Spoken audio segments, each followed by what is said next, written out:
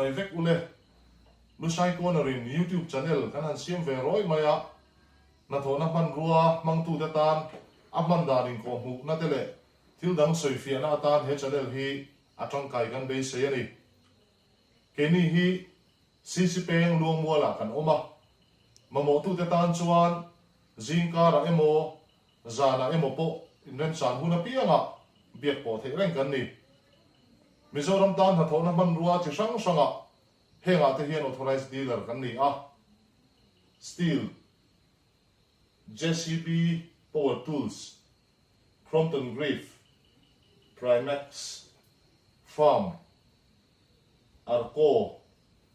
Droid kan man no chok chua te hi spare part te nen kan nei hloma Mizoram tan man no tha man le om se nei zo ka chok chua hi kan du em a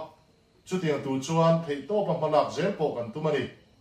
chu ti ro chuan in du khop lo na la ya te po in fin chuan ala in thuron kha kan mo em ani ti kha kan soi tel du a thiam ber le se ber ni lo ma ila he channel a hian video chi sang man ro man dan le a om zia soi fi na te ron da chau kan tum do na thir tu te po in riat du kan nei ang te le kan mo ang te a noi phone number a hian mi han sil ta ula ti chuan arim chan dan angin ron da chau zel kan tum do na ni he channel hi min lo like saka min lo subscribe sak turin kan som chewa a thei phei chuan arim chan dan anga min lo share sak thei phei chuan kan lom le ang